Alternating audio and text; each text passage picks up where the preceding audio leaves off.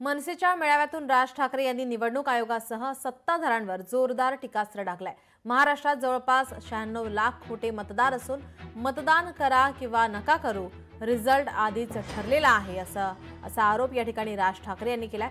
तर मतदार यादी नीट होत नाही तोपर्यंत निवडणूक घेऊनच दाखवाच असा थेट इशारा आव्हानच राज ठाकरेंनी निवडणूक आयोगाला दिला आहे। ज्या प्रकारचा सगळा गोंधळ सुरू आहे मतदार याद्यांमध्ये, हा आत्ताचा नाहीये, हा गेल्या काही वर्षांचा आहे।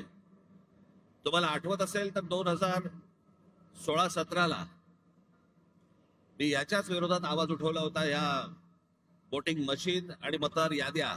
त्यावेळेला आपल्या MIG क्लबमध्ये तिकडे पत्रकार परिषद पण झाली होती, सगळ्या पक्षाचे सगळे लोक पण तिकडे आले होते, पण त्यातल्या अनेकांना मी काय बोलतोय याचं गांभीर्यच नाही समजलं।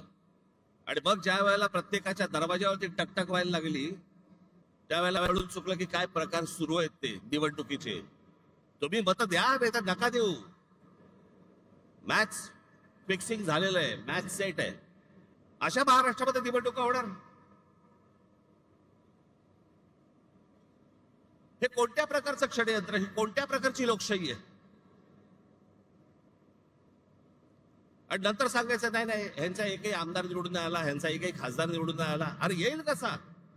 जर मतदार याद्यांमध्ये तुमची गणितच जर समजा सगळी सेट करून ठेवणार असाल, तुम्ही मतदान करा नाही तर नका करू, रिझल्ट अगोदर ठरलेला आहे।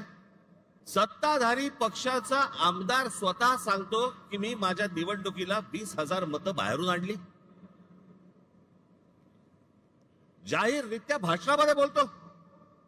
पैठणचे आमदार आहेत भुमरे म्हणून, त्या दिवशी त्यांनी भाषण केलं आणि त्या भाषणामध्ये त्यांनी सांगितलं, मग शिंदेनी त्याला काहीतरी डोळा मारला का काहीतरी केलं की दाढीवरनं हात फिरवला,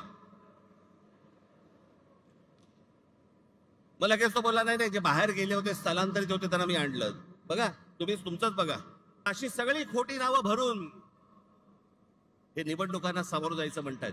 हे ज्या निवडणुका घ्या।